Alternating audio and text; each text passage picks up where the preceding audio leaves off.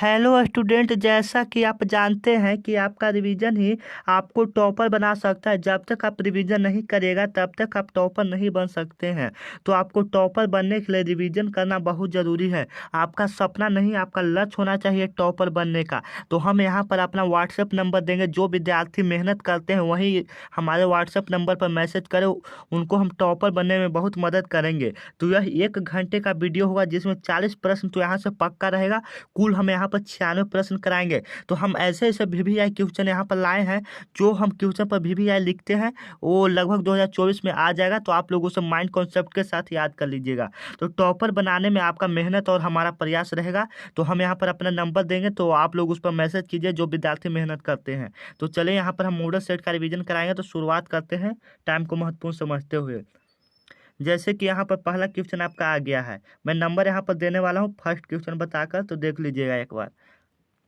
पूछ रहा है कि लेंस में, आप ध्यान से यहाँ पर क्वेश्चनों को पढ़िएगा एवं आंसर साथ में कमेंट में देते जाइएगा। लेंस में मुख्य फोकस की संख्या कितनी होती है? देखते हैं आप भी कितना सही कर पाते हैं। तो इसका जवाब कमेंट में देते जाइएगा। लेंस में मुख्य फोकस की संख्या कितनी होती है? तो 2 होती है, कि 1 होती है, कि 3 होती है, या इनमें से कोई नहीं होती है। आपको बताना है कि लेंस में मुख्य फोकस की संख्या कितनी होती है। तो लेंस में मुख्य फोकस की संख्या 2 होती है, F1 और F2। तो लेंस में मुख्य फोकस की संख्या कितनी होती है? 2 होती है। आपको माइंड कॉन्सेप्ट के साथ VVI क्वेश्चन है, तो आपको इसको याद रख लेना है। लेंस में मुख्य फोकस की संख्या कितनी होती है? 2 होती है। तो अब हम अपना व्हाट्सएप नंबर देने वाले हैं। तो आप लोग मेरा व्हाट्सएप नंबर लिख लीजिए। 93, आपको ही मैसेज लिखना है, 9334517119। आपको टॉपर बनने में यह नंबर बहुत ही मदद करेगा। तो आप इसे सेव कर लीजिए। बिहार वाला सर मेरे चैनल का नाम है, और सब्सक्राइब भी कर दीजिए, क्योंकि बहुत ही मेहनत लगता है वीडियो बनाने में। आप लोगों के लिए हम बहुत ही मेहनत करें, मोबाइल से वीडियो बना रहे हैं। हमारे पास कोई और यंत्र नहीं है जिसकी मदद से हम, न कैमरा है, न सिर्फ हम मोबाइल से वीडियो बना रहे हैं आप लोगों के लिए। तो हम जरा आप लोग भी हमारा मदद कीजिए। तो चलिए आगे क्वेश्चन को, टाइम को महत्वपूर्ण, आप इस नंबर पर मैसेज तो कीजिए, आपको टॉपर बनने में बहुत हम मदद करेंगे। तो चलिए इसको थोड़ा हटा लेते हैं। चलिए आगे क्वेश्चन बोला कि समतल दर्पण द्वारा बना प्रतिबिंब सदा होता है। आपको बताना है कि समतल दर्पण द्वारा बना प्रतिबिंब होता है, वास्तविक होता है, कि आभासी और सीधा होता है, कि वास्तविक और सीधा होता है, कि आभासी और उल्टा होता है। तो समतल दर्पण द्वारा बना प्रतिबिंब कैसा होता है, ये आपको बताना है। तो समतल दर्पण द्वारा बना प्रतिबिंब वास्तविक होता है। ये न कि आप वास्तविक एवं सीधा मार दीजिएगा, ये गलती हो जाएगा। तो समतल दर्पण द्वारा बना प्रतिबिंब वास्तविक होता है, कभी कभी उल्टा भी हो जाता है। तो आप ऐसे नहीं मार सकते, सिर्फ समतल दर्पण द्वारा बना प्रतिबिंब वास्तविक होता है। आपको इसको भी याद रखना है, माइंड कॉन्सेप्ट। मैं मॉडल सेट का रिवीजन कराने वाला हूँ ना, वो सभी एक तरफ से कहे कि VVI क्वेश्चन, क्योंकि हम काट काट कर VVI यहाँ पर लाए हैं। तो आप उसे देख लीजिएगा ध्यान से माइंड कॉन्सेप्ट के साथ। अगर आप यहाँ 96 प्रश्न कर लेते हैं तो आगे 2024 के एग्जाम में आपको बहुत ही फायदेमंद होगा। तो चलिए, आंख व्यवहार करता है, मतलब आंख किसके जैसा व्यवहार करता है? मतलब आंख, एक तरफ से कहिए कि आंख में कौन सा लेंस पाया जाता है, आप ये भी बता सकते हैं। कमेंट में इसका जवाब देते जाइए। VVI के साथ एक क्वेश्चन है, तो आप इसका जवाब कमेंट में देते जाइए। तो कौन सा पाया जाता है ये आपको बताना है। तो जल्दी बताइए कि आंख आंख व्यवहार करता है अवतल दर्पण की तरह करता है, कि उत्तल लेंस की तरह करता है, कि समतल दर्पण की तरह करता है, या इनमें से कोई नहीं।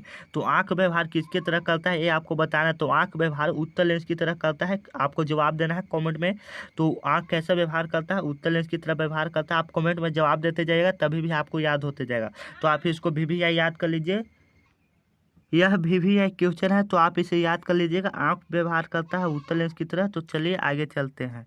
जूम इसको कर लेते हैं थोड़ा, कि आपको साफ दिखे। ठीक है, हाँ चलिए। स्पेक्ट्रम प्राप्त करने के लिए किसका उपयोग किया जाता है? ये तो बहुत ही हल्का क्वेश्चन, तो आप इसका जवाब कमेंट में दीजिए तो जल्द से जल्द। स्पेक्ट्रम प्राप्त करने के लिए किसका उपयोग किया जाता है? कांच की सिल्ली का किया जाता है, कि अवतल दर्पण का किया जाता है, कि उत्तल लेंस का किया जाता है, कि प्रिज्म का किया जाता है, ये आपको बताना है। तो स्पेक्ट्रम प्राप्त करने के लिए हम किसका उपयोग किया जाता है ये आपको बताना है। तो स्पेक्ट्रम प्राप्त करने के लिए हम किसका प्रयोग करते हैं? प्रिज्म का प्रयोग करते हैं। VVI क्वेश्चन है। अगर आप इसका जवाब कमेंट में दे दीजिए, क्योंकि आपको याद होते जाएगा साथ में VVI क्वेश्चनों के साथ। तो 4 हम यहाँ पर VVI क्वेश्चन करा दिए हैं। तो चलिए आगे चलते हैं। यहाँ पर देख लीजिएगा, 5वां क्वेश्चन को जूम कर लेते हैं। चल लीजिएगा। पूछा है रेटिना पर किसी वस्तु का उल्टा तथा रेटिना पर किसी वस्तु का उल्टा तथा वास्तविक प्रतिबिंब किसके द्वारा बनता है। मतलब रेटिना पर किसी वस्तु का उल्टा तथा वास्तविक प्रतिबिंब किसके द्वारा बनता है, ये पूछ रहा है। जो आंख पर बनता है तो परितारिका द्वारा बनता है कि पक्षमाभि पेशियां द्वारा बनता है कि आम नेत्र लेंस द्वारा बनता है, या इनमें से कोई नहीं। ये आपको बताना किसके द्वारा वो बनता है, आपको ये बताना है। तो रेटिना पर किसी वस्तु का उल्टा कैसा प्रतिबिंब बनता है, तो उल्टा एवं वास्तविक बनता है। कैसा प्रतिबिंब बनता है आंख पर, तो उल्टा एवं वास्तविक बनता है। तो वह किसके द्वारा बनता है, तो वह आम नेत्र लेंस के द्वारा बनता है। किसके द्वारा बनता है, आम नेत्र लेंस के द्वारा। ये आपको वीवीआई क्वेश्चनों के साथ याद कर लेना है, आम नेत्र लेंस के द्वारा। आगे चलते हैं, क्वेश्चन को बढ़ाते जाते हैं। बोल रहा है एक विद्युत बल्ब का रेटिंग है 220 वोल्ट और 100 वाट। तो इसके फिलामेंट का प्रतिरोध क्या होगा। तो जब हम इस न्यूमेरिकल कराएंगे तो वहाँ पर करवा देंगे, फिर भी इसका हम आंसर बता देना चाहते हैं। न्यूमेरिकल कराएंगे तो वहाँ पर भी करा देंगे। तो यहाँ पर देख लीजिएगा, तो इसका राइट आंसर 484 ओम हो जाता है। इसे इसे आप याद रखिए, चाहे एक तरफ से कहिए कि ऐसे क्वेश्चनों पर आप ध्यान मत दीजिए, क्योंकि न्यूमेरिकल 1-2 क्वेश्चन रहता है, तो वहाँ से आपको कोई दिक्कत नहीं, आप मार सकते हैं, 40 आराम से मार सकते हैं। तो आगे चलते हैं, तो इसका 484 आप ओम याद रखिएगा आंसर। आगे चलते हैं, न्यूमेरिकल कराएंगे तो उसमें हम बता देंगे, आप लोग टेंशन मत लीजिए। बोल रहा है कि विभवांतर मापने वाले यंत्र को क्या कहते हैं। विभवांतर मापने वाले यंत्र को क्या कहते हैं। तो विभवांतर मापने वाले यंत्र को हम ए मीटर बोलते हैं कि वोल्ट मीटर बोलते हैं कि गैल्वेनोमीटर बोलते हैं, या इनमें से कोई नहीं बोलते हैं। तो विभवांतर मापने वाले यंत्र को हम वोल्ट मीटर बोलते हैं। क्या बोलते हैं, वोल्ट मीटर बोलते हैं।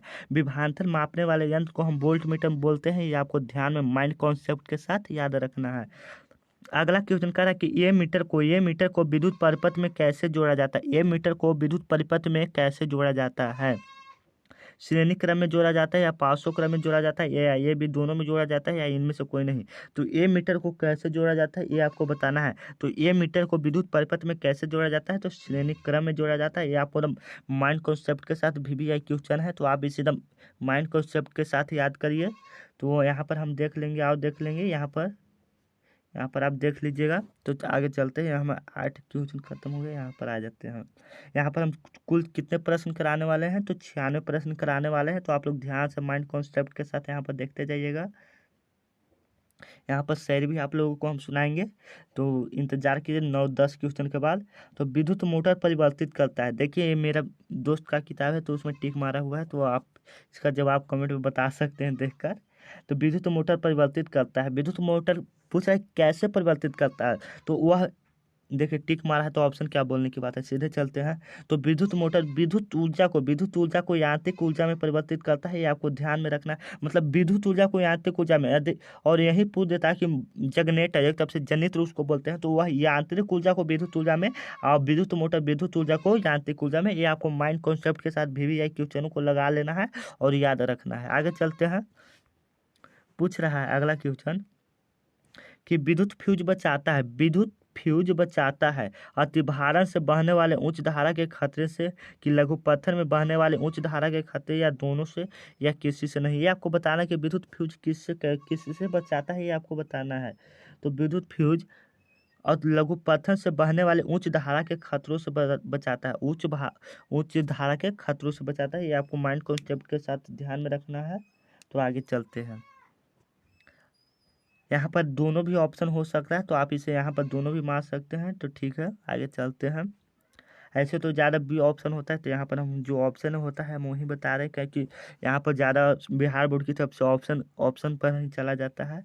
तो आगे चलते हैं, बोला कि विद्युत धारा उत्पन्न करने की युक्ति को क्या बोलते हैं। विद्युत धारा उत्पन्न करने की युक्ति को क्या बोलते हैं, तो हम क्या बोलते हैं ये आपको बताना। तो विद्युत धारा उत्पन्न करने की युक्ति को हम जनरेटर बोलते हैं। क्या बोलते हैं, जनरेटर बोलते हैं। इसको भी अभी भी माइंड कॉन्सेप्ट के साथ याद रखिएगा।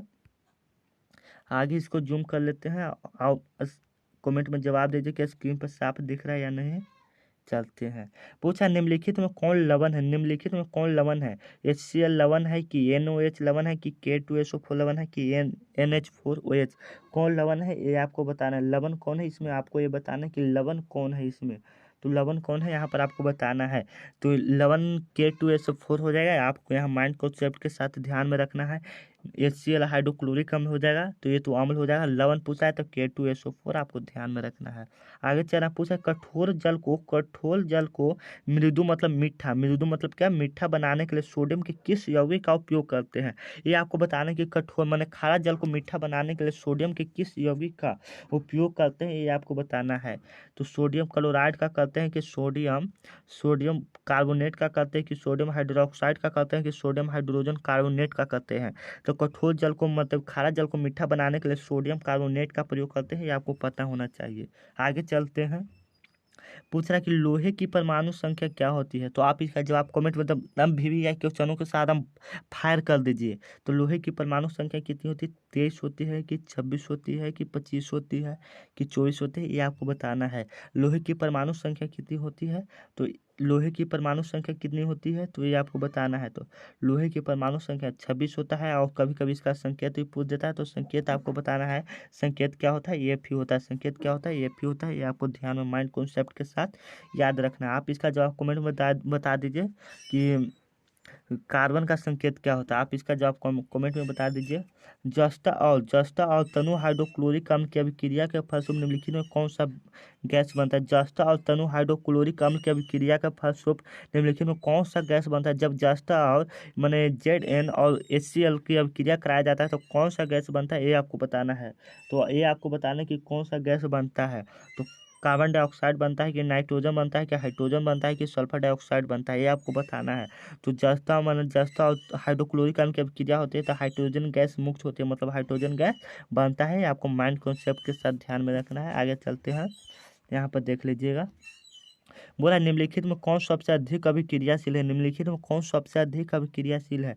कॉपर है कि पारा है कि चांदी है कि सोना है, ये आपको बताना है। निम्नलिखित में कौन सबसे अधिक अभिक्रियाशील है, ये आपको बताना है। सबसे अधिक अभिक्रियाशील कौन है, सबसे अधिक अभिक्रियाशील कौन है, ये आपको बताना है। तो सबसे अधिक अभिक्रियाशील मतलब जो कॉपर को देखेंगे तो सबसे ये अधिक अभिक्रियाशील है। इसमें तुरंत ही जंग अथी एक हरे टाइप पर इस पर बैठ जाता है। आगे चलते हैं। 12 नंबर क्वेश्चन आ गया, ठीक है, वहाँ पर छूट गया था। ऊर्जा के सभी रूपों में अनंत स्रोत किसे माना गया है। मतलब ऊर्जा के सभी रूपों में अनंत स्रोत किसे माना गया है। कोयला को माना गया है कि जल को माना गया है कि सूर्य को माना गया है कि परमाणु को माना गया है। तो ऊर्जा के सभी रूपों में अनंत स्रोत सूर्य को माना गया है। किसे माना गया है, सूर्य को। इससे अभी भी एक कॉन्सेप्ट के साथ याद रखिएगा। पूछा पवन चक्की में उपयोगी ऊर्जा प्राप्त करने के लिए पवन का न्यूनतम वेग कितना होना चाहिए। मतलब पवन चक्की का उपयोग होता है तो उसमें पवन का चाल कितना होना है, कम से कम पूछा। तो कम से कम 20 किलोमीटर होना चाहिए कि 15 किलोमीटर होना चाहिए कि 30 किलोमीटर होना चाहिए कि 40 किलोमीटर होना चाहिए। तो कम से कम 15 किलोमीटर प्रति हावर होना चाहिए, मतलब 15 किलोमीटर प्रति घंटा होना चाहिए। आप ऐसे ऑप्शनों में गड़बड़ाइएगा मत, कभी कभी 15 किलोमीटर प्रति सेकंड भी दे देता है, तो आप ऐसे ऑप्शनों को ध्यान में रखिएगा। आगे पूछा कि CaCO3 एरो CaO+CO2 उपरोक्त अभिक्रिया किस प्रकार की अभिक्रिया। बताना है कि मतलब एगो से दूगो बनेगा, एगो से दूगो बनेगा तो क्या हो जाएगा, एगो से दूगो बनेगा तो विस्थापन नहीं, यहाँ तो विस्थापन ऑप्शन ही नहीं दिया है। वियोजन, वियोजन तो ऑप्शन ही नहीं दिया है, तो कैसे होगा। तो चलिए हम यहाँ पर बता देते हैं। तो यहाँ पर आप देख लीजिएगा कौन सी होगा, यहाँ पर आप देख लीजिएगा एक बार ध्यान से, माइंड कॉन्सेप्ट के साथ आप लोग देख लीजिएगा। तो वियोजन को ही हम लोग अपघटन बोलते हैं। क्या बोलते हैं, अपघटन। तो यहाँ पर वियोजन नहीं होगा तो अपघटन हो जाएगा, इसका राइट आंसर आपको ध्यान में रखना है। अगला क्वेश्चन बोल रहा है कि श्वसन किस प्रकार की अभिक्रिया है। श्वसन किस प्रकार की अभिक्रिया है। उपचयन है कि संयोजन है कि ऊष्माक्षेपी है कि ऊष्माशोषी है। आपको ये बताना है कि श्वसन किस प्रकार की अभिक्रिया है, ये आपको बताना है। श्वसन किस प्रकार की अभिक्रिया है, तो श्वसन उपचयन अभिक्रिया है। ये आपको माइंड कॉन्सेप्ट के साथ VVI क्वेश्चन लगा लेना है कि श्वसन किस प्रकार की अभिक्रिया है, ये आपको बताना है। तो श्वसन किस प्रकार की अभिक्रिया है, तो उपचयन अभिक्रिया है। अगला क्वेश्चन बोल रहा है कि लेड नाइट्रेट के चून को एक परख नली में लेकर, मतलब लेड नाइट्रेट को चून को एक परख, जो बड़ा क्वेश्चन रहता है आप उसे माइंड में मत रखिए तो ठीक ही आपको लिए होगा, क्योंकि आपको गड़बड़ा सकता है। तो फिर भी हम बता देते हैं। लेड नाइट्रेट को चून को एक परख नली में लेकर गर्म करने पर भूरे रंग का धुआं उत्सर्जित होता है, तो यह धुआं होगा। आपको ये बताना है कि यह किसका धुआं होगा, ये आपको बताना है। तो वह NO2 का धुआं होगा। किसका, कहा कि लेड नाइट्रेट का ले ही रहा है तो किसका धुआं निकलेगा, इसी का ना धुआं निकलेगा। आप चलिए आगे चलते हैं। अरे रुक जाइए थोड़ा सा, 1 मिनट।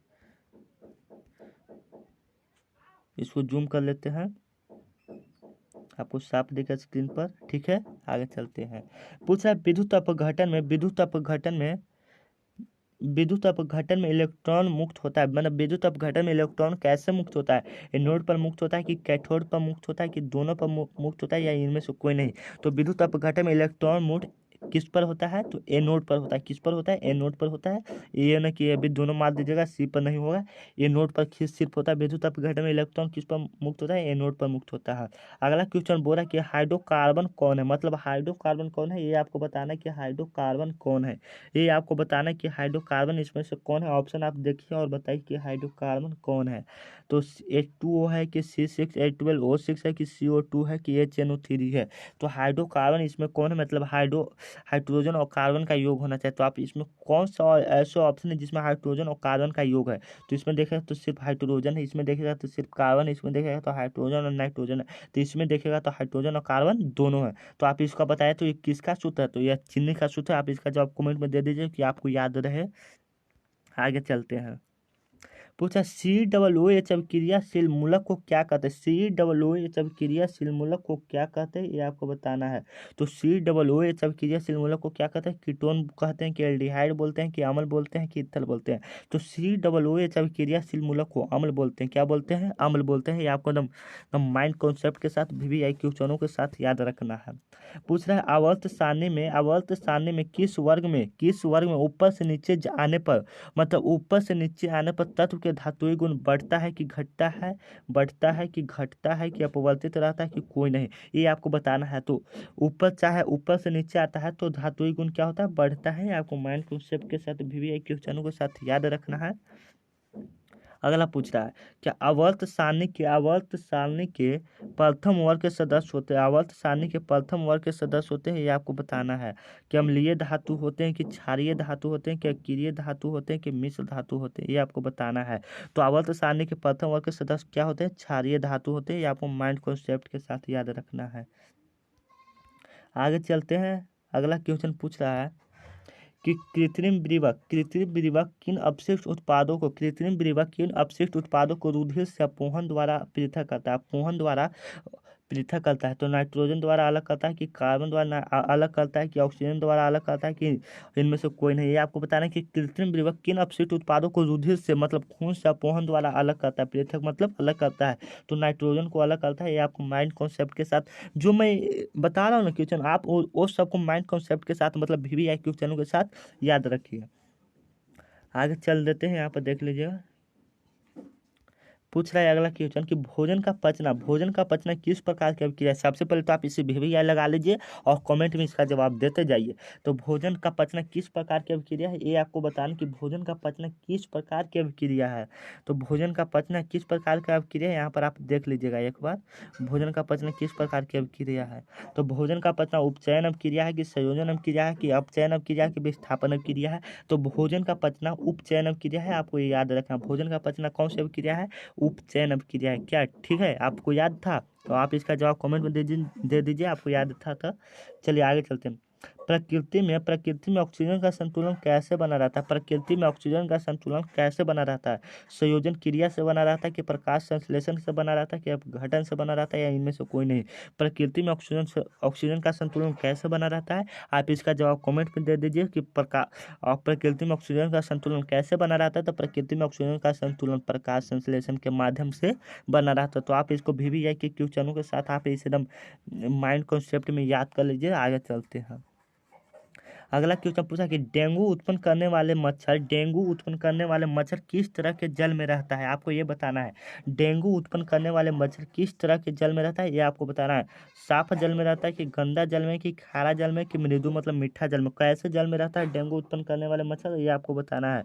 तो डेंगू उत्पन्न करने वाले मच्छर, ये ना कि आप गंदा जल मार दीजिएगा। डेंगू उत्पन्न करने वाले मच्छर साफ जल में रहते हैं। ये आपको माइंड कॉन्सेप्ट एंड VVI, क्योंकि ये बहुत ही क्वेश्चन गड़बड़ाने वाला है, एक तरफ से कहे कि आप इसमें फंस जाएंगे। तो आप इसको माइंड कॉन्सेप्ट के साथ याद रख लीजिएगा। डेंगू, तो डेंगू कौन सा? साफ जल। आपको ये एकदम माइंड कॉन्सेप्ट के साथ याद रख लीजिएगा। डेंगू उत्पन्न करने वाले मच्छर किस तरह के जल में रहते हैं? तो साफ जल में रहते हैं। आगे चलते हैं। पूछ रहा है कि पादप हार्मोन का उदाहरण है। पादप हार्मोन इसमें कौन है, ये आपको बताना है कि इसमें पादप हार्मोन कौन है। तो पादप हार्मोन 4 होते हैं। जब आप चारों का नाम याद कर लीजिएगा, पादप हार्मोन कितने होते हैं, 4 होते हैं। तो जब आप चारों का नाम याद कर लीजिएगा तो अब तो आप आसानी से बता सकते हैं। तो आप पादप हार्मोन का नाम याद कर लीजिएगा चारों। तो यहाँ पर हम बता देते हैं। तो चलिए, तो पेप्सिन होगा कि एंड्रिनल होगा कि ऑक्सिन होगा कि टेस्टोस्टेरोन होगा, ये आपको बताना है। तो पादप हार्मोन का उदाहरण है ऑक्सिन है, ऑक्सिन है। जब आप चारों का नाम याद कर लीजिएगा तो आपको याद हो जाएगा। एक एबिसिसिक होता है जो कि पौधों की पत्तियों को मुरझाने में सहायक होता है, एबिसिसिक होता है। आप याद कर लीजिएगा देख कर कि टाइम से, हमें एक दो याद है। तो इसका हम जब सब्जेक्टिव लाएंगे तो उसमें इसका रिवीजन करा देंगे। तो आगे चलते हैं, यहाँ पर देख लीजिएगा। पूछ रहा है कि निम्नलिखित में कौन हार्मोन कोशिका दीर्घन एवं विभाजन में मदद करता है। कोशिका के मन विभाजन में मदद करता है। ऑक्सिन करता है कि जिबरेलिन करता है कि साइटोकाइनिन करता है कि सभी करता है, ये आपको बताना है कि कौन इसमें करता है अलग। तो इसमें से ऑक्सिन भी करता है, जिबरेलिन भी करता है, साइटोकाइनिन भी करता है, इसलिए यहाँ पर सभी ऑप्शन, मतलब सभी कार्य करता है, तो इसलिए सभी ऑप्शन हो जाएगा। अगला क्वेश्चन पूछा कि तंत्रिका कोशिका क्या कहलाती है, ये आपको बताना है कि तंत्रिका कोशिका क्या कहलाती है। साइटोन कहलाते हैं कि न्यूरॉन कहलाते हैं कि एक्सॉन कहलाते हैं कि डेंड्राइट कहलाता है, ये आपको बताना है। तंत्रिका कोशिका क्या कहलाती है, ये आपको बताना है कि तंत्रिका कोशिका क्या कहलाती है, ये आपको बताना है। तो तंत्रिका कोशिका क्या कहलाती है, न्यूरॉन कहलाते हैं, ये आपको पता होना चाहिए। अगला क्वेश्चन बोला कि अंडाणु निषेचित होता है। अंडाणु निषेचित कहाँ होता है, योनि में होता है कि गर्भाशय में होता है कि फिलोपियन नलिका में होता है कि अंडाशय में होता है। तो अंडाणु निषेचित कहाँ होता है, फिलोपियन नलिका में होता है। कहाँ होता है, फिलोपियन नलिका में होता है। तो आप इसे देख लीजिएगा। अगला क्वेश्चन कि मानव मादा में जनन तंत्र का भाग नहीं। मानव मादा में जनन तंत्र का भाग नहीं है। अंडाशय नहीं है कि गर्भाशय नहीं है कि शुक्रवाहिका नहीं कि डिंब वाहिनी नहीं है, ये आपको बताना है कि मानव किस कौन सा भाग नहीं है मानव जनन तंत्र का। तो शुक्रवाहिका मानव मादा जनन तंत्र का भाग नहीं है। तो आगे चलते हैं, यहाँ पर देख लीजिएगा, आगे चलते हैं। इसमें 48 क्वेश्चन अब खत्म होने वाला है एक सेट में से, तो आप लोग इस माइंड कॉन्सेप्ट के साथ याद रखिए। अगला क्वेश्चन, शुक्राणु बनता है। शुक्राणु कहाँ बनता है, ये आपको बताना है। वृषण में बनता है कि मूत्राशय में बनता है कि गर्भाशय में बनता है कि अंडाशय में बनता है, ये आपको बताना है कि शुक्राणु कहाँ बनता है।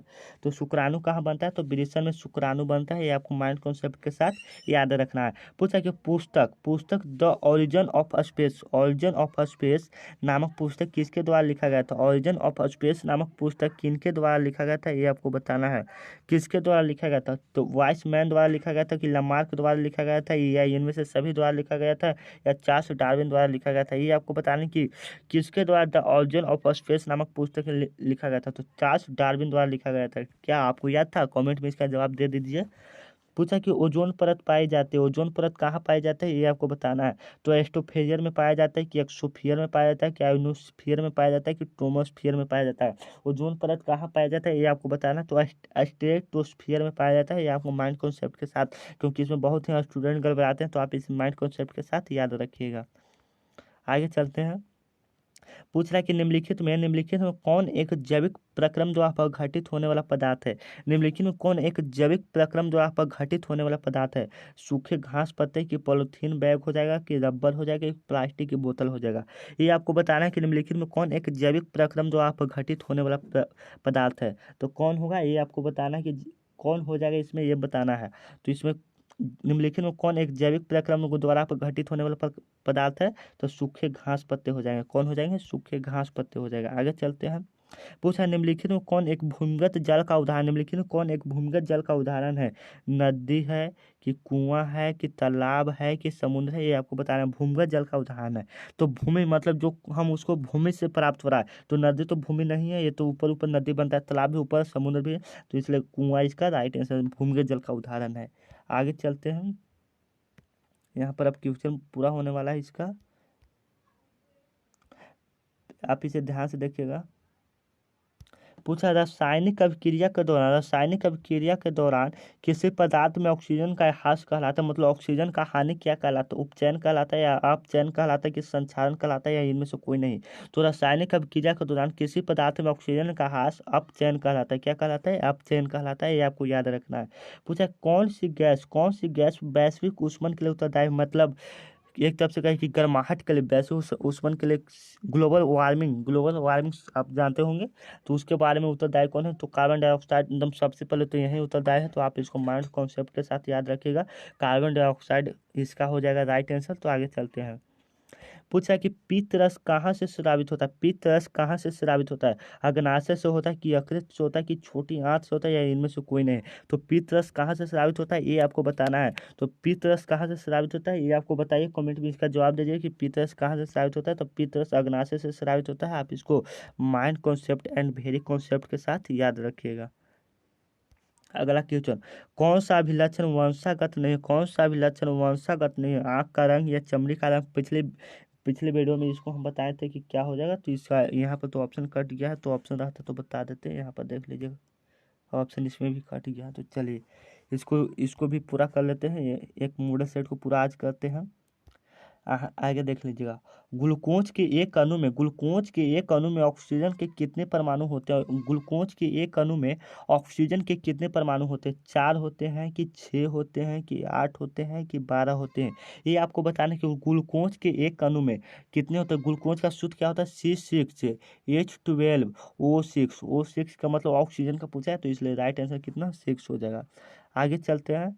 यहाँ पर देख लीजिएगा, पूछा शुद्ध जल का पीएच मान होता है। शुद्ध जल का पूछा था, शुद्ध जल का आपको बताना है कि शुद्ध जल का पीएच मान कितना होता है। तो शुद्ध जल का पीएच मान 6 होता है, कि 7 होता है, कि 8 होता है, कि 9 होता है?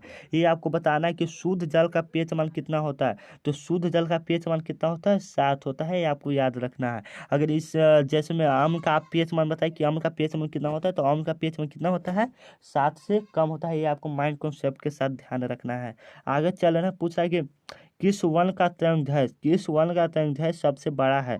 तो लाल का होता है, कि नीला का होता है, कि पीला का होता है, या बैगनी का होता है? तो किस वन का तंगध्वज पूछ रहा है, मतलब रंग, किस वन मतलब रंग होता है। ये तो यहाँ पर देख लीजिए, बता दिया है। किस वन का तंगध्वज सबसे अधिक होता है, ये आपको बताना है। तो लाल का तो सबसे अधिक तंगध्वज होता है। यही पूछ दे कि सबसे कम किसका होता है, तो सबसे कम किसका होता है? बैगनी का होता है। ये आपको याद रखना है, सबसे कम किसका हो जाता है? बैगनी का ही हो जाता है। तो आगे चलते हैं। 48 क्वेश्चन, तो ये मॉडल सेट एगो खत्म हो गया। यहाँ पर दूसरा मॉडल सेट को लाते हैं। यहाँ पर देख लीजिएगा, आ गया, तो आप इसे याद रखिएगा। तो चालू करते हैं, 1 मिनट में रुक जाइए इसको। तो चलिए अब दूसरा मॉडल सेट स्टार्ट करते हैं। तो आप लोग तैयार हो जाइए दूसरा मॉडल सेट के लिए। अब तो आप भी इसका जवाब कमेंट में दूसरा मॉडल सेट का भी देते जाइएगा। तो सबसे पहले तो दूसरा मॉडल सेट में आपको मोटिवेट कर देते हैं। शायरी तो यहाँ पर है नहीं, फिर भी देख लेते हैं शायरी है या नहीं। फिर भी आप लोगों के लिए यहाँ पर एक शायरी देख लेते हैं, है कि नहीं। यहाँ पर देख लीजिएगा, मोटिवेट करने के लिए तो शायरी नहीं है, फिर भी मैं सुना देना चाहता हूँ आपको। आप मेहनत इतनी करें कि सफलता आपकी कदम चूमेगी। मतलब शायरी तो गलती हो गया, आप लोग मेरे शायरी को समझिए, क्योंकि मुझे शायरी बोलने में कुछ अलग ही फील होता है। तो आप लोग मेरे शायरी को समझिए और क्वेश्चन को यहाँ पर जवाब देते जाइए। चलिए आगे चलते हैं। पहला क्वेश्चन को यहाँ पर ध्यान से देख लीजिएगा। बोला था कि वास्तविक वस्तु का आभासी प्रतिबिंब बनता है। वास्तविक वस्तु का आभासी प्रतिबिंब बनता है, कहाँ बनता है ये आपको बताना है। समतल दर्पण में बनता है, कि उत्तल दर्पण में बनता है, कि अवतल दर्पण में बनता है, कि इनमें से सभी में बनता है? किस में बनता है आभासी प्रतिबिंब वास्तविक वस्तु का? तो समतल दर्पण में वास्तविक वस्तु का कैसा प्रतिबिंब बनता है? आभासी प्रतिबिंब बनता है। ये आपको माइंड कॉन्सेप्ट के साथ याद रखना है। अगला क्वेश्चन बोला कि डायोप्टर उस लेंस की क्षमता होती है जिसकी फोकस दूरी, यहाँ पर है क्वेश्चन, हाँ, जिसकी फोकस दूरी क्या होगी, यहाँ पर आपको देख लेना है। 1 सेंटीमीटर है, कि 2 मीटर हो जाएगा, कि 2 सेंटीमीटर, कि 1 मीटर? तो डायोप्टर उस लेंस की क्षमता है जिसकी फोकस दूरी कितनी होती है? फोकस दूरी कितनी होती है? 1 मीटर होती है। तो वो डायोप्टर उस लेंस की क्षमता होती है 1 मीटर। आपको ध्यान में रखना है 1 मीटर कितना, ध्यान में रखना है 1 मीटर। आगे चलते हैं। पूछा किसी लेंस के बाहर की ओर उभरे किसी लेंस के उ- किसी लेंस के बाहर बाहर की ओर उभरे दो गोलीय पृष्ठ हो, तो इसे क्या कहते हैं? मैंने किसी लेंस के बाहर की ओर उभरे 2 गोलीय पृष्ठ हो, तो इसे हम क्या बोलते हैं, ये आपको बताना है। तो इसे हम लोग अवतल लेंस बोलते हैं, कि समावतल लेंस बोलते हैं, कि उत्तल लेंस बोलते हैं, कि समतुल अवतल लेंस बोलते हैं? तो उभय दो गोले पृष्ठ होते हैं तो उससे हम उत्तल लेंस बोलते हैं, उससे हम क्या बोलते हैं, उत्तल लेंस। ऐसे उत्तल लेंस को तो अलग परिभाषा है, अगर यहाँ पर जो दिया है उसके हिसाब से उत्तल लेंस हो जाएगा। क्या आपको माइंड कॉन्सेप्ट के साथ ध्यान रखना। आगे चलते हैं। पूछ रहा है कि कौन सा रंग है जिसके खतरे के सिग्नल में उपयोग किया जाता है। ये तो आप जानते हैं, इसका जवाब कमेंट में भर दीजिए। तो किसका उपयोग सिग्नल के माने खतरा जब होता है तो किसका उपयोग किया जाता है, नीला रंग का किया जाता है कि बैगनी रंग का किया जाता है कि लाल रंग का किया जाता है कि पीला रंग का किया जाता है। तो किसका उपयोग किया जाता है, तो लाल रंग का किया जाता है। ये आपको याद रखना है। आगे चलते हैं। पूछ रहा है कि प्रकाश के किस रंग के तंगदैर्घ्य सबसे अधिकतम होता है। ये तो अभी हम अभी पिछले वीडियो में बताएं। तो किसका तंगदैर्घ्य सबसे अधिक होता है ये आपको बताना है। तो बैगनी का होता है कि हरा का होता है कि लाल का होता है कि पीला का होता है। तो किसका तंगदैर्घ्य सबसे अधिक होता है, तो लाल का तंगदैर्घ्य सबसे अधिक होता है। ये आपको याद रखना है। अगला क्वेश्चन कह रहा है कि निकट दृष्टि दोष दूर करने के लिए किस लेंस का व्यवहार होता है। निकट दृष्टि दोष को दूर करने के लिए किस लेंस का व्यवहार किया जाता है ये आपको बताना है। उत्तल लेंस का प्रयोग किया जाता है कि अवतल लेंस का प्रयोग किया जाता है कि समतल लेंस का प्रयोग किया जाता है या सभी का प्रयोग किया जाता है, ये आपको बताना है। तो निकट दृष्टि दोष को दूर करने के लिए अवतल लेंस का प्रयोग किया जाता है। किसका प्रयोग किया जाता है, अवतल लेंस का प्रयोग किया जाता है। तो चलिए अगले क्वेश्चन की तरफ चलते हैं। कह रहा है किसी कुंडली का प्रतिरोध ज्ञात करने का सूत्र है। क्या सूत्र है ये आपको बताना है। तो भी बराबर क्या होता है ये आपको बताना है। आर बराबर क्या होता है, तो आर बराबर भी बटा आई होता है। ये आपको कॉन्सेप्ट में रखना है। भी बटा आई होता है, आर बराबर भी बटा आई। तो भी बटा देखिए आर बराबर क्या है, भी बटा आई। इस माइंड कॉन्सेप्ट के साथ मान लीजिए ठीक। आपको पास सिर्फ माइंड होना चाहिए टॉप करने के। टॉप तो हर कोई भी कर सकता है, खाली सिर्फ माइंड होना चाहिए। आगे चलते हैं। पूछा धातुओं में धारा वाहक होते हैं।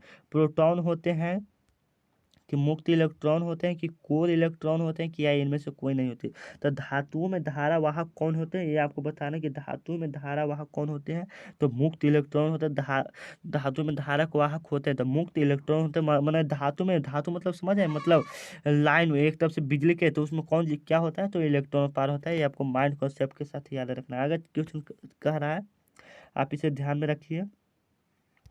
पूछा कि परिपथ में विद्युत धारा की माप किससे की जाती है। परिपथ में विद्युत धारा की माप किससे की जाती है, तो यहाँ पर ऑप्शन देख लीजिएगा।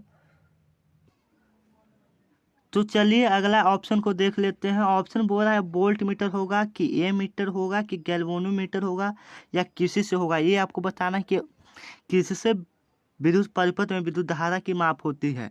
तो ए मीटर से विद्युत धारा की माप होती है। ये आपको कॉन्फिडेंस के साथ याद रखना है माइंड में। तो आगे चलते हैं। पूछा कि विद्युत फ्यूज विद्युत धारा के किस प्रभाव पर काम करता है, मतलब किस प्रभाव पर काम करता है। विद्युत फ्यूज विद्युत धारा के किस प्रभाव पर काम करती है ये आपको बताना है। तो ऊष्मीय पर करती है कि चुंबकीय पर करती है कि रासायनिक पर करती है या इनमें से कोई नहीं, किस पर काम करती है ये आपको बताना है। तो विद्युत फ्यूज विद्युत धारा के ऊष्मीय प्रभाव पर काम करती है। ये आपको याद रखना है, किस पर काम करती है, ऊष्मीय प्रभाव पर। आगे बोल रहा है कि बैटरी में किस प्रकार की धारा प्रवाहित होती है। बैटरी में किस प्रकार की धारा प्रवाहित होती है। डिस्ट होती है कि प्रत्यावर्ती होती है या ये भी दोनों होती है या इनमें से कोई नहीं। ये आपको बताना है कि बैटरी में किस प्रकार की धारा प्रवाहित होती है। तो बैटरी में किस प्रकार की धारा प्रवाहित होती है ये आप कमेंट में जवाब दीजिए इसका, फिर भी हम बता रहे हैं। बैटरी में किस प्रकार की धारा प्रवाहित होती है, तो बैटरी में डिस्ट धारा प्रवाहित होती है। कौन सी धारा प्रवाहित होती है, तो डिस्ट धारा प्रवाहित होती है। पूछा निम्नलिखित में से कौन जैव मात्रा ऊर्जा का स्रोत का उदाहरण नहीं है। जैव मात्रा ऊर्जा स्रोत का उदाहरण नहीं है। जो जैव मतलब जमीन से जो प्राप्त नहीं हुआ। तो लकड़ी तो जमीन से ही प्राप्त होता है, आप समझ ही रहे हैं। गोबर गैस भी, कोयला भी। यहाँ पर देख लीजिएगा नाभिकीय ऊर्जा, जो में ऊर्जा लगा रहेगा ना वो नहीं होगा, ऊर्जा लगा रहेगा वो नहीं होगा। ये आपको माइंड में याद रखना है। आगे चल रहे हैं। अगला क्वेश्चन देख लीजिएगा। बोला इनमें से कौन नवीकरणीय ऊर्जा है। आप इसे ये सब क्वेश्चन को भी लगा लीजिएगा। कोयला हो जाएगा कि पेट्रोल हो जाएगा कि सौर ऊर्जा या प्राकृतिक है। इनमें कौन नवीकरणीय जिसको हम पुनः प्राप्त कर सकते हैं। तो हम किनको पुनः प्राप्त कर सकते हैं, कमेंट आप जवाब दीजिए, अभी दीजिए। तो कोयला को तो नहीं प्राप्त कर सकते, इसका एक बार प्रयोग कर लें तो दोबारा तो नहीं कर सकते हैं। तो पेट्रोल का भी नहीं कर सकते हैं, प्राकृतिक गैस का भी नहीं। तो सौर गैस ऊर्जा का हम प्रयोग कर सकते हैं, इसलिए सौर ऊर्जा राइट आंसर। आगे चलते हैं। इसको भी जूम कर के देख लेते हैं एक बार। पूछ रहा है निम्न में कौन अवकारक है, निम्न में कौन अवकारक है, हाइड्रोजन है कि कार्बन डाइऑक्साइड है, तो कार्बन मोनोऑक्साइड की ऑक्सीजन है कि हाइड्रोजन सल्फाइड है। आपको बताना है कि निम्नलिखित में कौन अवकारक है, अवकारक है, ये आपको बताना है कि कौन अवकारक है। तो हाइड्रोजन ही अवकारक हो जाएगा, ये आपको याद रखना है। आगे चलते हैं। पूछा निम्नलिखित में से किसका पेच मान सबसे अधिक क्षारक विलयन देगा। मतलब यहाँ पर आप सबसे पहले तो क्षार का पेच मान बताइए। तो क्षार का पेच मान 7 से अधिक होता है। तो आप ये ऑप्शन में देखिए कि कौन 7 से अधिक है, तो कौन इसमें सबसे 7 से अधिक है। तो ये तो 2 है, ये तो 7 है, ये तो 6 है, तो 7 से अधिक कौन हो जाएगा, 13 हो जाएगा। तो इसलिए इसका राइट आंसर हो जाएगा। आगे चल रहे हैं। पूछा निम्नलिखित में कौन सही है। तो इस ऑप्शन बोलने में बहुत देरी लगे, तो इसलिए राइट आंसर सीधा आप इसे ध्यान में सिर्फ रखिएगा।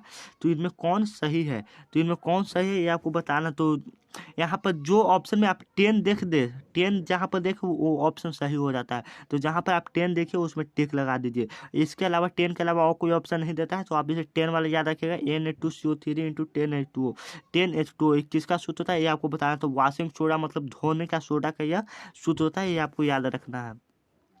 तो आगे चलते हैं। यहाँ पर देख लीजिएगा, कह रहा है कि लिटमस लिटमस रंजक बैगनी रंजक रंग होता है जो निकाला जाता है। मतलब पूछा कि लिटमस रंजक बैगनी रंग होता है जो किससे निकाला जाता है। तो लाइकन से निकाला जाता है कि लाल पत्ता गोभी से निकाला जाता है या हल्दी से निकाला जाता है या पेटूनिया फूल से निकाला जाता है। तो लिटमस रंजक बैगनी रंग होता है जो निकाला जाता है, तो किससे निकाला जाता है, तो वह लाइकन से निकाला जाता है। किससे निकाला जाता है, लाइकन से निकाला जाता है। आपको ये याद रखना है माइंड कॉन्सेप्ट के साथ, क्योंकि यह सब बहुत ही महत्वपूर्ण प्रश्न है। तो आप इसे एकदम दिमाग में बैठा लीजिए यूँ चुटकियों बजाते। तो चलिए आगे चलते हैं। यहाँ पर देख लीजिएगा 18 नंबर क्वेश्चन आ गया है। यहाँ पर आप माइंड कॉन्सेप्ट के साथ, यहाँ पर शुष्क बुझा हुआ चूना, शुष्क बुझा हुआ चूना पर क्लोरीन गैस की क्रिया करवाने से कौन सा पदार्थ बनता है। शुष्क बुझा हुआ चूना पर क्लोरीन गैस प्रवाहित कराने पर कौन सा पदार्थ बनता है। विरंजक चूर्ण बनता है कि कैल्शियम क्लोराइड बनता है, कि हाइड्रोक्लोरिक अम्ल बनता है या जल बनता है। तो शुष्क बुझे हुए चूना पर मतलब CaO पर क्लोरीन गैस प्रवाहित कराने पर मैंने Cl2 प्रवाहित कराने पर कौन सा पदार्थ बनता है। तो विरंजक चूर्ण बनता है। ये आपको तो माइंड कॉन्सेप्ट के साथ याद रखना। मतलब शुष्क बुझा हुआ चूना का तो शुद्ध CaO हो गया, फिर Cl2, तो Cl2 किसका सूत्र है, विरंजक चूर्ण को। आप ऐसे ही माइंड लगा कर इसमें टिक लगा सकते हैं। आगे चलते हैं। पूछा सोडियम क्लोराइड का पीएच मान लगभग होता है। सोडियम क्लोराइड का पीएच मान लगभग होता है 11 होता है कि 12 होता है कि 13 होता है कि 14 होता है। ये आपको बताना है कि सोडियम क्लोराइड का पीएच मान कितना होता है, ये आपको बताना है। तो सोडियम क्लोराइड का पीएच मान 14 होता है। कितना होता है, 14 होता है। कितना होता है, 14। आपको तो माइंड कॉन्सेप्ट के साथ तो आप बता दीजिए कमेंट में खून का पीएच मान कितना होता है, ये आप कमेंट में बता दीजिए। चलिए आगे चलते हैं। पूछा कि नीला थोथा का रासायनिक सूत्र क्या होता है। नीला थोथा का यहाँ पर एक उजला थोथा भी होता है, इसको तुतिया भी बोला जाता है। नीला थोथा को हम तुतिया भी बोलते हैं, आप इसको ध्यान में रखिएगा। नीला थोथा को हम क्या बोलते हैं, तुतिया भी बोलते हैं। तो आगे बताना कि नीला थोथा मतलब तुतिया का रासायनिक सूत्र क्या होता है। तो नीला थोथा को यहाँ पर देख लेंगे। CuSO4 इंटू 7H2 होता है कि CuSO4 इंटू 5H2 होता है कि CuSO4 इंटू 4H2 होता है कि CuSO4 इंटू 10H2 होता है। आपको बताना है कि नीला थोथा मतलब तुतिया का कौन सूत्र होता है। तो CuSO4 इंटू 5H2O किसका सूत्र होता है, नीला थोथा मतलब तुतिया का सूत्र होता है। तो आगे चलते हैं।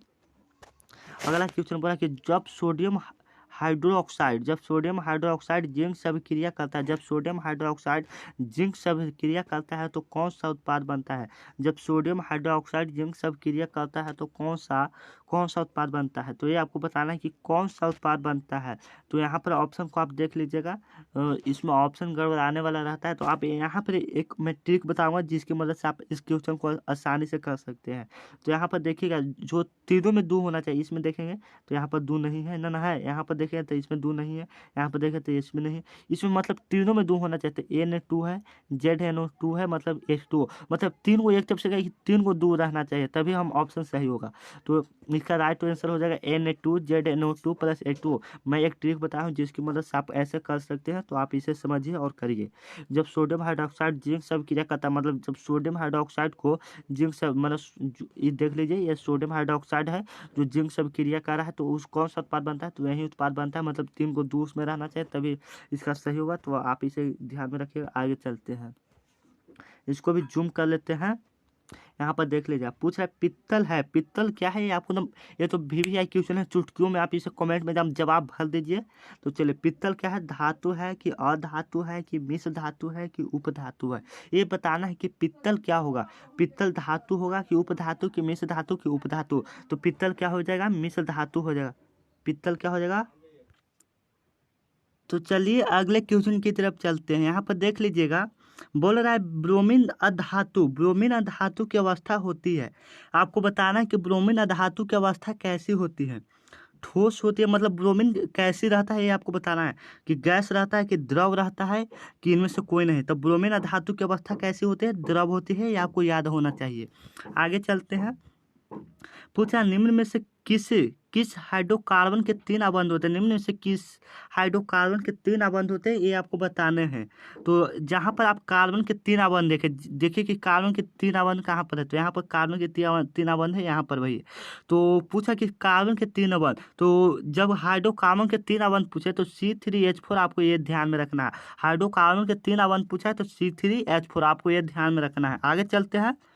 यहाँ पर देख लीजिएगा, पूछ रहा है चीनी का रासायनिक सूत्र क्या है, चीनी का रासायनिक सूत्र क्या है। CH3COOH है, आपको ये याद रखना है कि C2H12O6 है कि C12H11 है कि CH3CHO है। ये आपको बताना है कि चीनी का रासायनिक सूत्र क्या होता है। आप इसे कमेंट में जवाब इसका दीजिए, VVI बता रहे हैं तो आप इसका जवाब कमेंट में दीजिए कि चीनी का रासायनिक सूत्र क्या होगा। तो चीनी का रासायनिक सूत्र C12H22O11 होता है। क्या आपको पता था। तो आप इसका जवाब कमेंट में दे दीजिए कि क्या होगा इसका जवाब। तो चीनी का रासायनिक सूत्र C12H22O11 हो जाएगा। आगे चलते हैं। अगला क्वेश्चन पड़ा कि हीलियम परमाणु के बाहरी कक्षा में, हीलियम परमाणु के बाहरी कक्षा में कितने इलेक्ट्रॉन रहते हैं, ये बताना है आपको। 1 रहते हैं कि 2 रहते हैं कि 3 रहते हैं कि 4 रहते हैं, ये आपको बताना है कि हीलियम परमाणु के बाहरी कक्षा में कितने इलेक्ट्रॉन रहते हैं। तो कितने इलेक्ट्रॉन रहते हैं, 2 इलेक्ट्रॉन रहते हैं, ये आपको बताना है। आगे चलते हैं। यहाँ पर देख लीजिएगा, अगला क्वेश्चन कि स्वपोषी पोषण के लिए आवश्यक है, स्वपोषी पोषण के लिए आवश्यक है CO2 है कि क्लोरोफिल है कि सौर का प्रकाश मतलब सूर्य का प्रकाश है, या सभी है। स्वपोषी पोषण के लिए मतलब हरे पौधे जो प्रकाश संश्लेषण में मैंने भोजन बनाते हैं, तो उसमें क्या क्या आवश्यक है ये आपको बताना है। तो CO2 भी आवश्यक रहता है, क्लोरोफिल भी आवश्यक रहता है और सूर्य का प्रकाश भी आवश्यक रहता है। इसका मतलब यह हुआ कि इसमें से सभी आवश्यक रहता है। क्या इसमें से सभी, इसका राइट आंसर। ज़्यादातर प्रश्न में आप देखेंगे कि इनमें से सभी ही सही होता है। तो ऐसे प्रश्न जो आपको नहीं आते थे ज़्यादातर उसमें से सभी ही मारिए, क्योंकि ज़्यादा 90% कहीं कि ज़्यादा सही होने का चांस रहता है। क्या आगे चलते हैं। अगला क्वेश्चन पूरा कि कवक में कौन सी विधि पाई जाती है, मतलब पोषण की कौन सी विधि पाई जाती है कवक में। स्वपोषी पाया जाता है कि मृतजीवी पाया जाता है कि समभोजी पाया जाता है, या इनमें से कोई नहीं पाया जाता। ये आपको बताना है कि कवक में कौन सी विधि पाई जाती है, मतलब पोषण की कौन सी, मतलब कवक में कैसी विधि पाई जाती है। तो मृतजीवी पोषण है, मतलब कवक कैसा है, तो मृतजीवी है, ये आपको याद रखना है। आगे चलते हैं। यहाँ पर देख लीजिएगा, क्लोरोफिल वर्णक का रंग है, मतलब क्लोरोफिल के कारण मतलब पेड़ का पत्ता हरा होता ना है, तो वहीं पूछा कि क्लोरोफिल के कारण कैसा रंग होता है। तो क्लोरोफिल के कारण हरा रंग होता है कि नीला रंग होता है कि लाल रंग होता है कि सफेद रंग होता है, ये आपको बताना है। तो क्लोरोफिल वर्णक का रंग के कारण हरा रंग होता है। कैसा रंग होता है, हरा रंग होता है। आगे चलते हैं।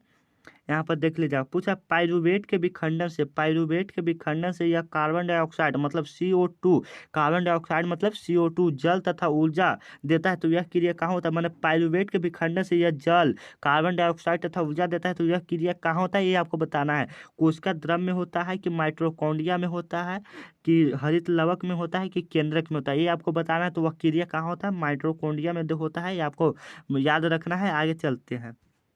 यहाँ पर देख लेते हैं जूम करके इसको, आप इसे ध्यान में देख लीजिएगा। यहाँ पर बोल रहा है कि यदि हमारे आहार में, यदि हम मतलब भोजन करते हैं उसमें आयोडीन की कमी मतलब नमक की कमी हो जाती है, तो हमें किस रोग से होने की संभावना, मतलब हमें कौन सा रोग हो जाएगा हम जब हमारे शरीर में नमक की कमी हो जाएगा। ग्वाइटर रोग होगा कि गलगंड होगा कि घेंघा होगा कि सभी होगा, ये आपको बताना कि कौन सा रोग होगा। तो यहाँ पर हम देखेंगे तो ग्वाइटर भी हो जाएगा, गलगंड भी हो जाएगा, घेंघा भी हो जाएगा। ज़्यादा घेंघा जिसको बचता है, मतलब एक तरफ से कहीं कि होता है, तो उनको में नमक की कमी रहता है, तो आप नमक खाइए, आपको घेंघा नहीं बचेगा। तो इसमें इसलिए इसका राइट आंसर क्या हो जाएगा, सभी हो जाएगा। आहार में आयोडीन की कमी से कौन कौन से रोग होता है, ग्वाइटर होता है, गलगंड होता है, घेंघा होता है, इनमें से सभी होता है। आगे चलते हैं, यहाँ पर देख लीजिएगा, कह रहा है कि एस्ट्रोजन एस्ट्रोजन स्रावित होता है। एस्ट्रोजन स्रावित होता है किसके द्वारा होता है, वृषण द्वारा होता है कि अंडाशय द्वारा होता है कि लैंगरहैंस की दीपिकाओं द्वारा होता है कि थायराइड द्वारा होता है। एस्ट्रोजन किसके द्वारा होता है ये आपको बताना है। तो एस्ट्रोजन स्रावित होता है किसके द्वारा, अंडाशय द्वारा स्रावित होता है। ये ना कि आप जो 12 ऑप्शन देखिए उसमें मान लीजिए, हमें भी वही ऑप्शन पहले जो पढ़ते थे तो वही लगता था।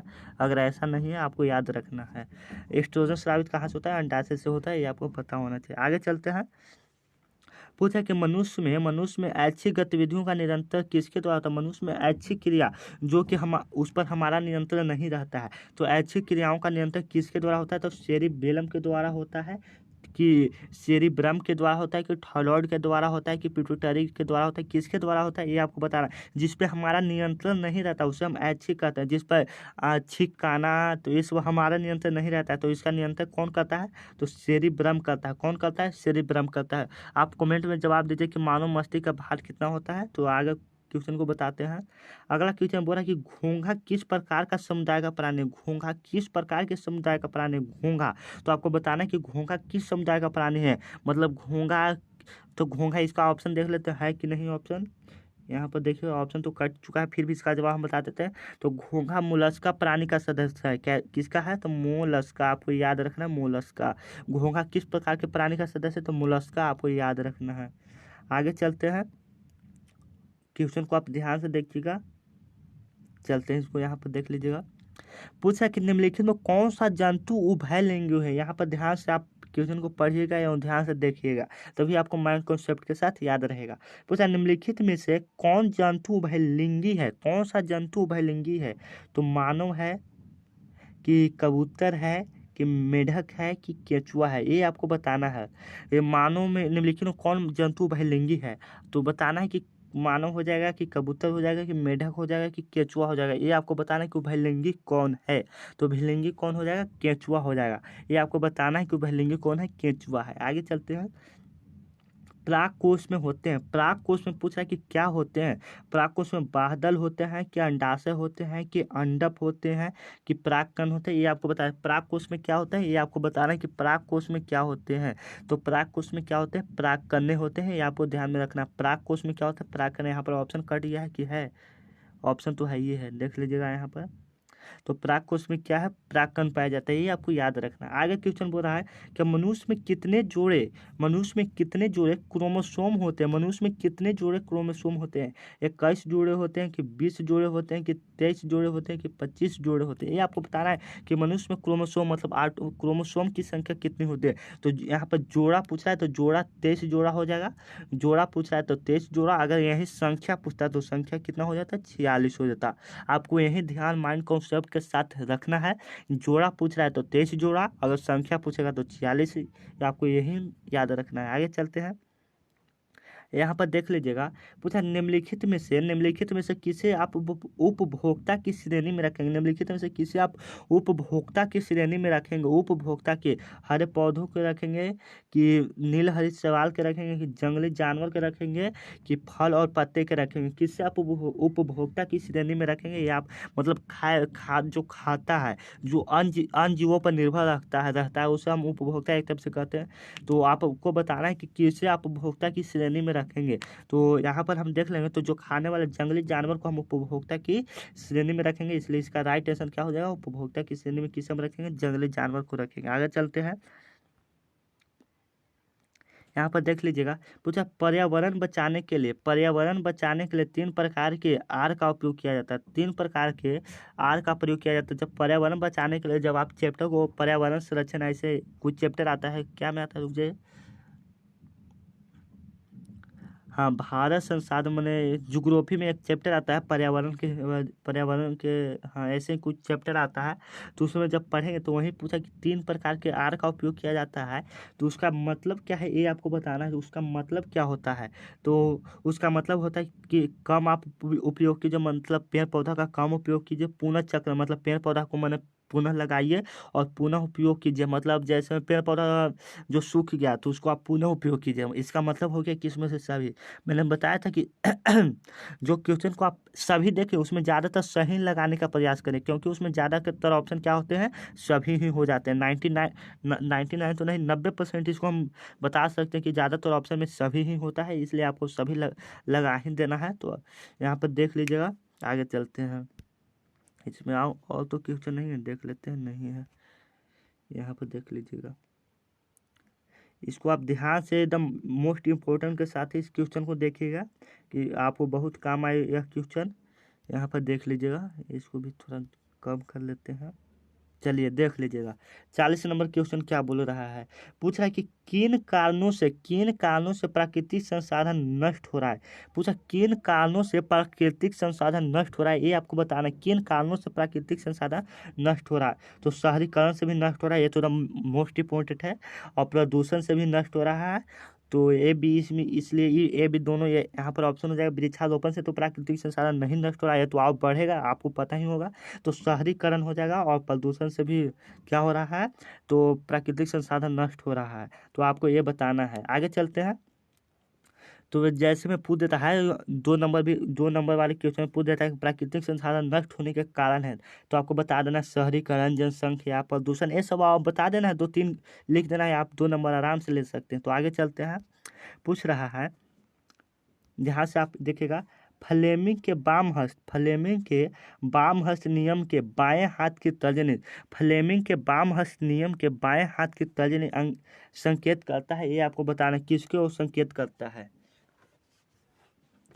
तो यहाँ पर देखिएगा, चालक पर आरोपित विद्युत बल की दिशा की ओर करता है, चालक पर आरोपित विद्युत बल की दिशा की ओर करता है, कि चुंबकीय क्षेत्र की दिशा की ओर करता है, कि चालक में प्रवाहित विद्युत धारा की दिशा की ओर करता है, या इनमें से कोई में नहीं करता है।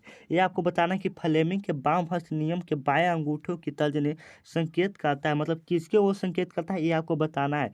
ये समय हम भी गड़बड़ा जाते थे, शायद आप भी गड़बड़ा जाएंगे इसमें।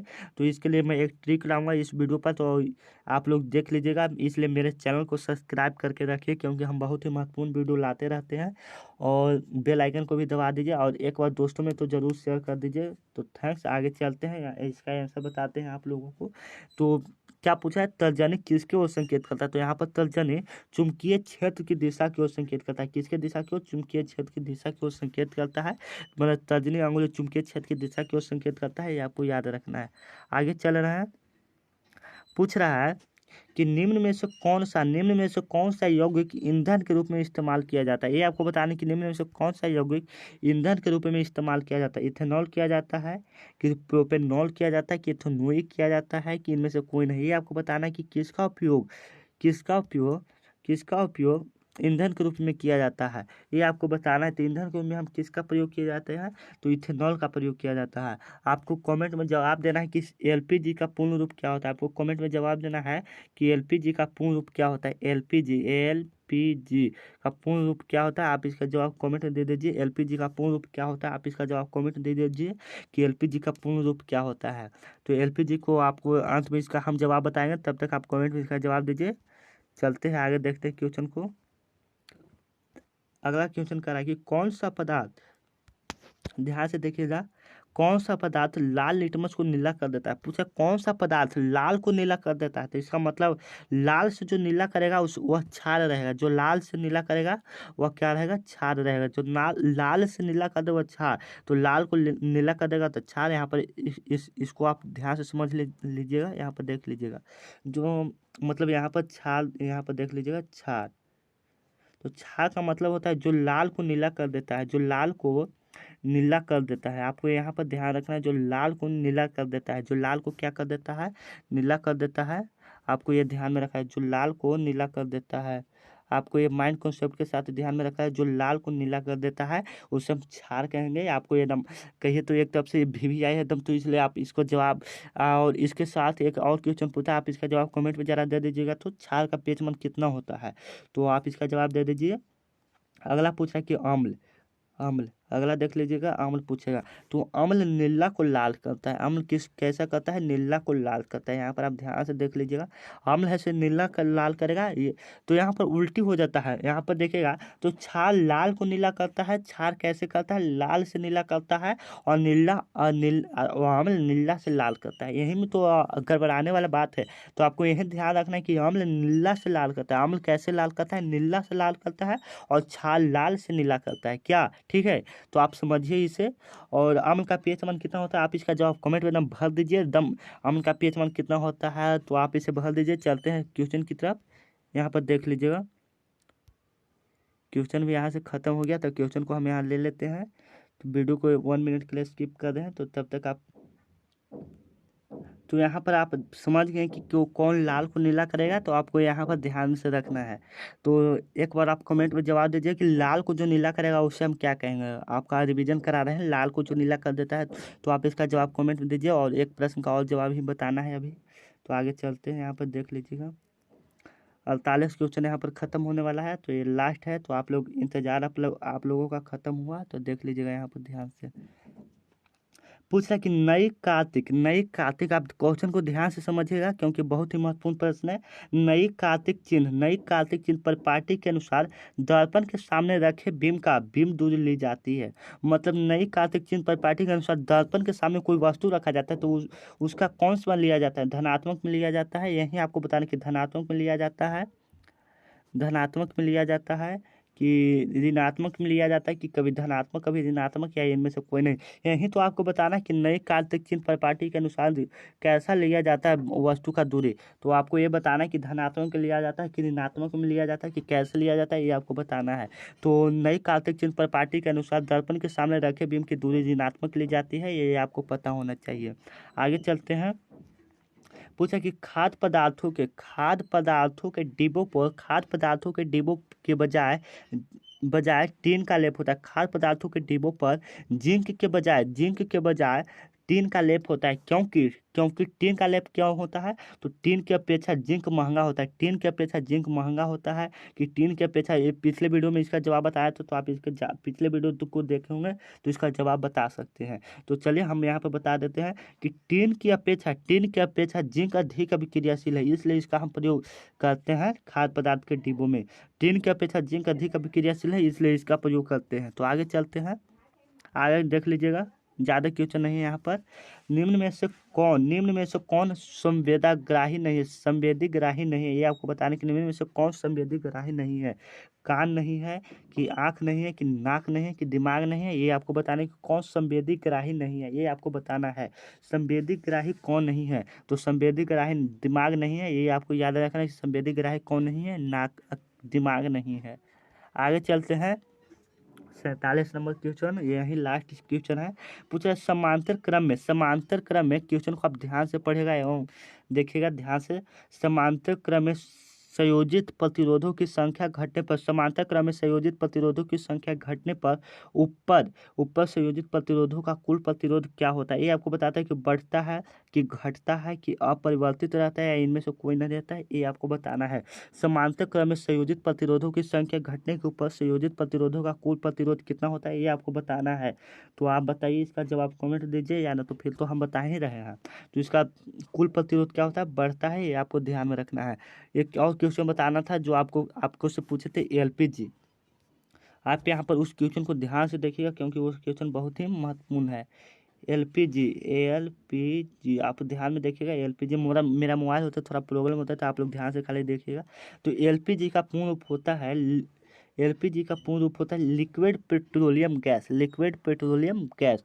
और यही पूछ दे सीएनजी का, तो इसको बताना है आपको क्या हो जाएगा।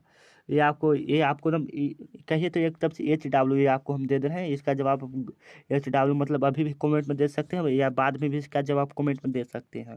तो आप इसका जवाब कमेंट में एकदम लिख दीजिए। सीएनजी का और एलपीजी का तो बताते हैं, ये भी आप बता दीजिए कमेंट में इसका जवाब। तो आशा करते हैं कि आपको वीडियो अच्छा लगा होगा।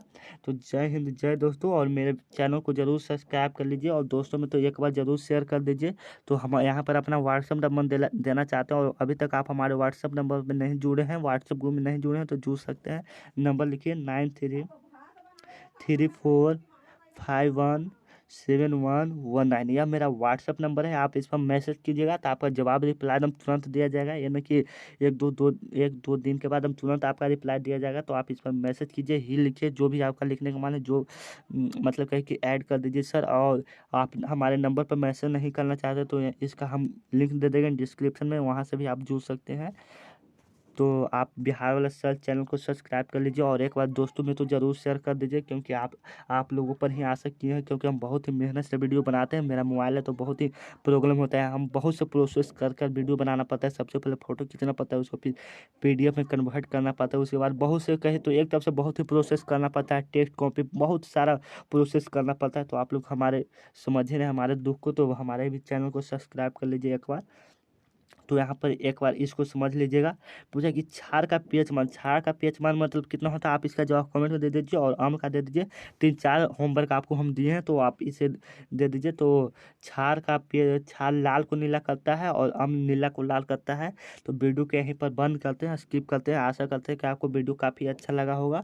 तो एक लाइक तो ज़रूर बनता है और कमेंट में जवाब अपना देते जाइए। तो चलिए वीडियो को यहीं समाप्त करते हैं। यहाँ पर कुछ और प्रश्नों को देख लें क्या नहीं, ठीक है, यह इतने तक रहने देते हैं कि है यहाँ पर कुछ। ये तो हो गया, ये तो आप देख ही लिए हैं। चलिए तो इसको साफ कर देते हैं। अब अभी तक आप हमारे व्हाट्सएप ग्रुप में नहीं जुड़े तो जुड़ सकते हैं, क्योंकि इसका मैं लिंक डिस्क्रिप्शन में दे दूंगा। तो चलिए समाप्त करते हैं वीडियो को यहीं पर। जय हिंद, जय दोस्तों। तो बने रहिए हमारे साथ, ऐसे ही मुस्कुराते रहिए आप लोग।